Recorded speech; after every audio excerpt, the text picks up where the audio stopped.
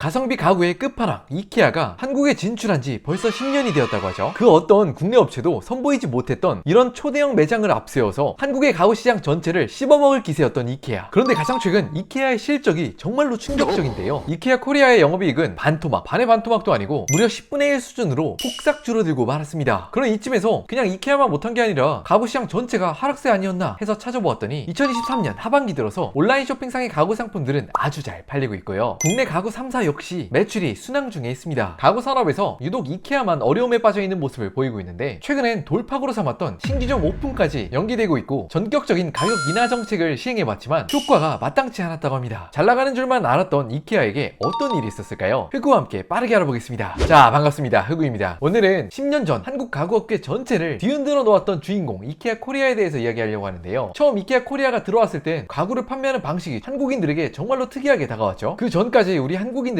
가구를 살 때라면 이렇게 가구단지에 가서 직접 만져보고 사용도 해보고 구매하거나, 또 돈 많은 형님들이라면 이렇게 백화점에 가서 값비싼 브랜드의 가구를 사곤 했죠. 그런데 다들 잘 아시는 것처럼 이케아의 전략은 우리한테 상당히 신선한 충격으로 다가왔습니다. 서울 한복판이 아닌 고양이나 광명처럼 살짝 교외로 빠진 곳에 이런 엄청난 대형 매장을 설치해놓고, 그 넓은 매장에 또 이렇게 이케아 가구들을 전시해놔서 실제로 이케아의 가구들을 사게 되면 내 방 전체가 어떤 분위기가 될지 그런 인테리어 전체를 가늠해볼 수 있도록 널찍널찍하게 쇼룸들을 마련해놨죠. 그냥 단순히 핫도그나 피자처럼 간단히 먹을 수 있는 식당도 갖춰져 있어서 주말에 가족들끼리 나들이를 가는 필수 코스로 자리매김하기도 했습니다. 그렇지만 이케아 가구의 뭐니뭐니 해도 가장 큰 장점은 가성비가 정말 미쳐버렸다 라고 할 만큼 이 가격에 가구를 살 수 있어? 정말 미쳐버린 가격을 자랑했었죠. 저희가 기억을 잠깐 돌이켜서 이케아가 우리나라에 상륙하기 전 그래도 가성비가 좋다는 이런 가구거리에서 가구들을 구경하고 샀을 때를 한번 떠올려 보겠습니다. 그때만 하더라도 그렇게 유명하지 않은 침대나 책상, 또 간단히 옷들을 수납해 놓을 수 있는 원목 수납장을 산다고 하더라도 낮게는 30만원에서 한 5, 60만원까지도 정말 우습게 깨졌던 것으로 기억을 합니다. 그런 한국 형님들 눈에 이케아몰에 처음 방문했을 때 가격표를 보고 정말 많이들 깜짝 놀라셨죠. 물론 스스로 조립해야 한다는 불편감은 있었지만, 특히 이렇게 간단히 철근 골격과 판때기로 이루어진 선반과 같은 그런 가구들의 가성비가 정말 미쳤었죠. 10만원대 혹은 정말 몇만원대에서도 진짜 좋은 가구들을 득템할 수 있는 곳이 바로 이케아였습니다. 퀄리티도 그렇게 떨어지지 않았고, 또 이런 인테리어 소품도 만원, 15,000원 정도로 굉장히 싸서 가구를 내 맘대로 골라서 가성비 좋게 꾸민다는 개념을, 또 그 즐거움을 한국인들에게 알려주었죠. 당연히 한국인들의 반응은 정말 폭발적이었고, 이케아가 한국에 진출한 2014년부터 단 한순간도 매출이 빠지지 않았고 코로나가 오기 직전까지 정말 폭풍 성장을 거듭했습니다. 당시에 우리들의 반응이 어땠는지 가늠해보기 위해 옛날 기사들을 몇 개 읽어보았는데요. 이케아를 가구 공룡으로 표현하고 영세한 가구 상인들이 큰 피해를 입었다, 대책이 필요하다 라는 이야기가 나올 만큼 이케아의 영향력이 상당했습니다. 저도 개인적으로 이케아가 한국에 진출한 시점을 기점으로 국내 가구 시장에 가격 거품이 싹 빠지고 또 경쟁을 해야 되다 보니까 퀄리티도 한껏 쫙 올라가는 그런 기폭제가 되었다고 생각을 하는데요. 당시 이케아가 한국 시장에 있어서 가격 경쟁력이 정말 얼마나 대단했냐면, 한국에 이케아가 진출하기 직전까지도 해외에서 판매되고 있는 이케아 상품들, 예를 들어 해외에선 2만원 또 3만원 정도에 팔리고 있는 이케아 상품들이 물 건너와 이런 리셀러들이 그 가격의 2배, 3배인 5만원, 7만원에 팔아도 정말 잘 팔렸다고 합니다. 지금에 와서 생각해보면 한국 가구업계에 가격 거품이 좀 있었던 거 아니냐 라고 생각할 수도 있는 대목이죠.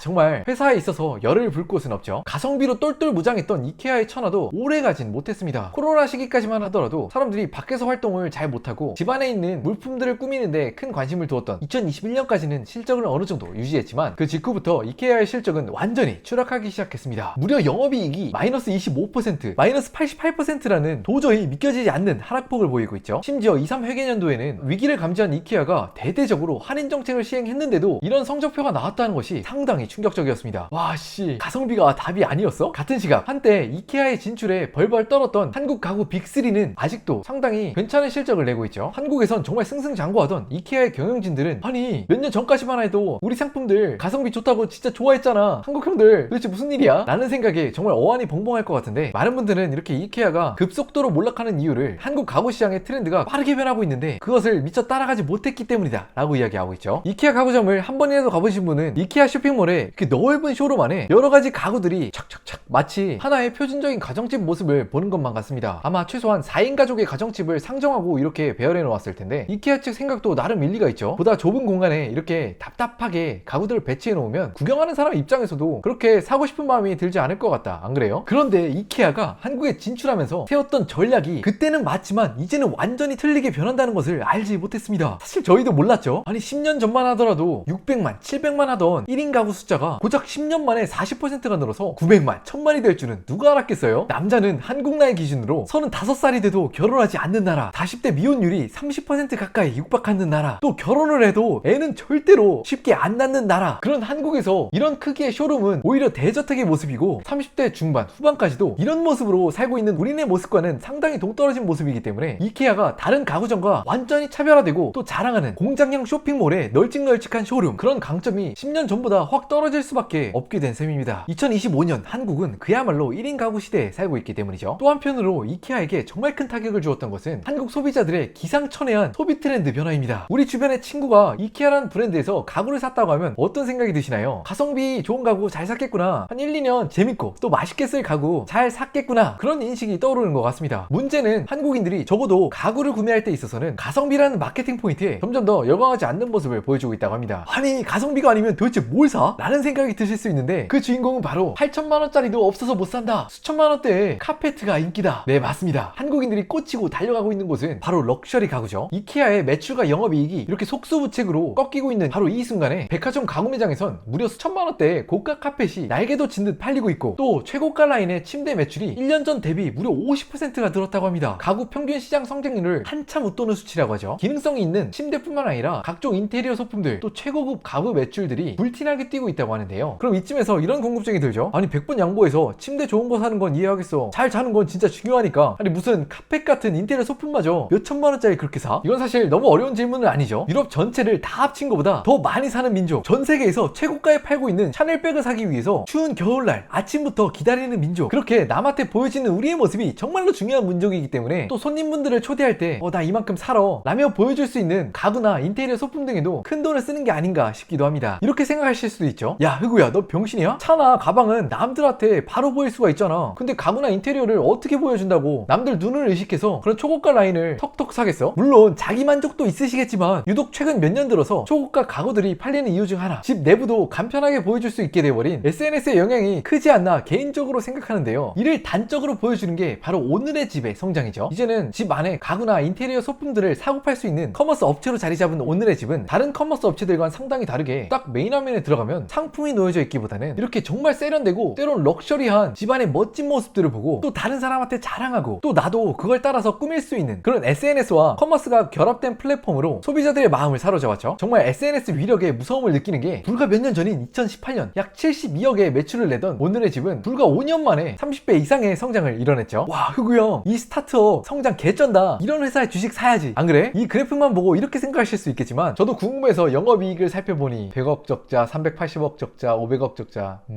진짜 이래서 코스피뿐만 아니라 스타트업까지 국내 주식 투자가 이렇게 어렵다, 그죠? 다시 본론으로 돌아오면 이케아는 한때 우리나라 가구 시장에 질적으로 또 가격적으로 어마어마한 충격을 주면서 당차게 진입을 했지만 지금은 한국인들의 트렌드를 또다시 따라가지 못하고 있는 모습을 보여주고 있고 또다시 실적이 급락하고 있는 모습을 보여주고 있습니다. 제 개인적인 생각으론 이런 럭셔리 브랜드들도 시장에 필요하지만 저같이 지갑 사정 얇은 평범한 사람들을 위해서라도 이런 가성비 좋은 업체들이 한국 시장에 조금 잘 적응해서 앞으로도 오래오래 영업을 이어나갔으면 좋겠습니다. 자, 오늘은 이케아가 한때는 우리나라에서 정말 큰 성공을 거두는 줄 알았다가 또 급속도로 상황이 안 좋아지고 있는 모습을 이야기했습니다. 제가 이야기한 내용 중 틀리거나 또 빠진 내용이 분명히 있을 겁니다. 하단에 댓글을 통해서 남겨주시면 저와 또 시청자 여러분들께서 보고 배울 수 있는 좋은 기회가 될 것 같습니다. 또 하단에 구독하기 버튼을 눌러주시면 앞으로도 재밌는 영상들로 인사드릴 수 있도록 하겠습니다.